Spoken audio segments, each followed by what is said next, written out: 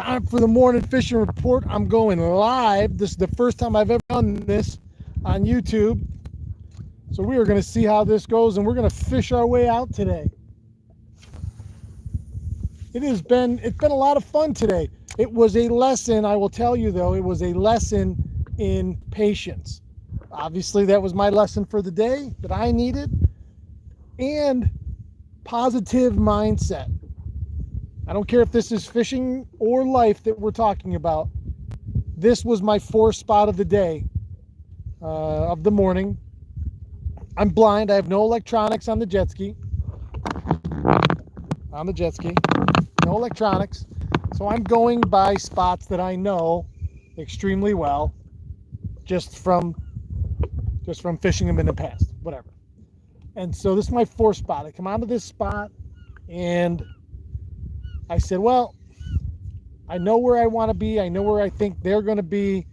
I came back to the upwind side after that big wind yesterday afternoon, especially. I'm assuming that the walleyes are up on the top of this rock hump.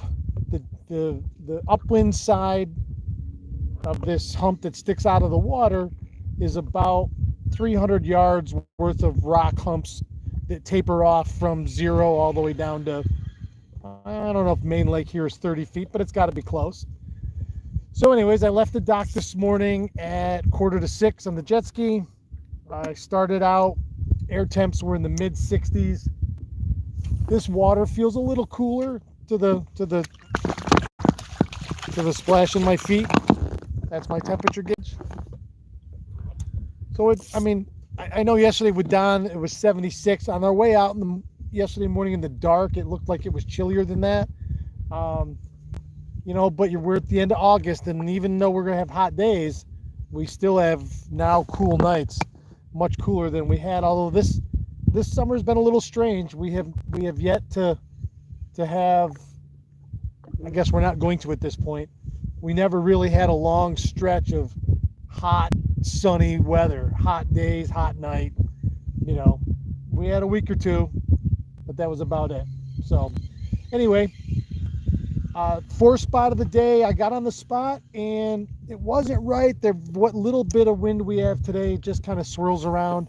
The nice thing in this situation about fishing off the jet ski is whatever little bit of breeze there is, it automatically orientates me so I'm perpendicular to it, and it moves me just enough to where I'm not sitting still. In the big boat, or in your big boat, you might certainly be going much slower than I'm going. So even a little bit of a breeze pushes this to a pretty decent drift speed.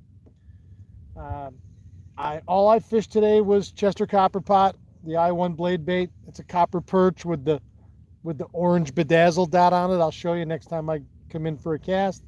That's all I fished this morning. Brought one rod.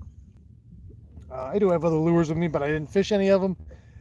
And so I made the first drift, and I just didn't think I was right. And so I got in a little bit farther on this structure, and there's some weeds in there, and I was using my lure as side view, just like we would on our, there's Chester, for those of you who don't know him.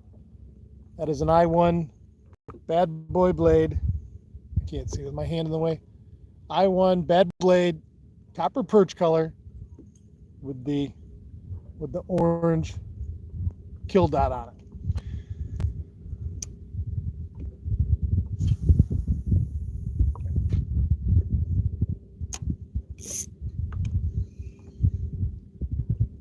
And people asked me about that the other day too. I go through the same sequence every time I cast a blade out.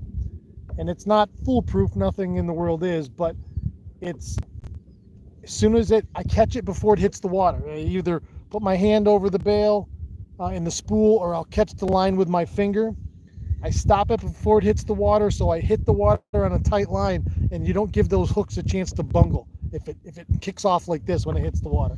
So that's the first thing I do. And so I catch it before it hits the water, and as soon as it hits the water, it's down maybe a foot. I pull back on the rod with a tight line, and I feel for the vibration. And as soon as I feel that, that means that the blade has landed correctly and is starting to fall correctly. And at that point, you put the rod tip down and your line goes back onto the surface. The surface tension will hold that line, will hold that lure upright as it's falling, so it won't bungle. And bungle just means the hooks have spun around and grabbed the line, which happens.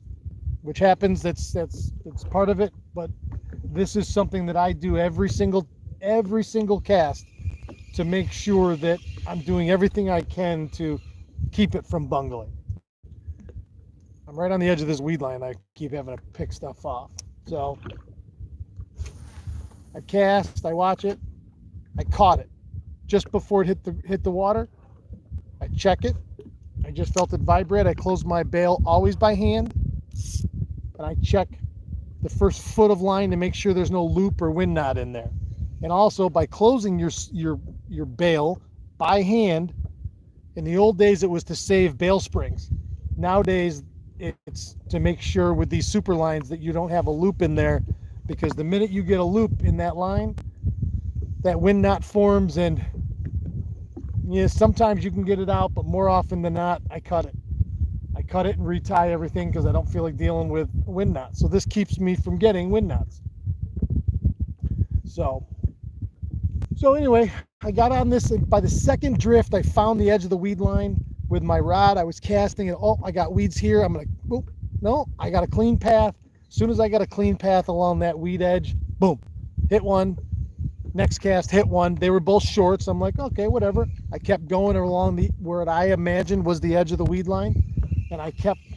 If my lure touched weed, I moved it out to where I knew there was deeper water. I moved it out, 5 degrees, and I opened it up from here to here, here to here, and I just kept fanning it until I got out to where it was clean, and I was getting bit. So I don't know. I think I've had 7 or 8 walleyes this morning. I'm gonna say probably 3, maybe a fourth was a keeper. 3 definite. Had a big fish, 21 inches, that I landed. I got into the footwell down here in my jet ski. You can see where your feet go down here. The walleye's laying right there, and so now I gotta get down to him, and that's not an easy thing to do. So I reach down like this. I didn't even touch him yet, and he goes boing, and he goes right straight up like this into the water. I watched the whole thing, and I think afterwards I sat there for a minute going, I couldn't believe what I had just seen. Because he hadn't moved an inch right there. So whatever. So now a little bit of an east wind today. It's pushing me right now. So these fish this morning, I was early when I first started on them. It was a pretty subtle lift, down, down, and a couple of them I felt after it went, as it was going down like this, like that, you'd feel them. That's exciting for me.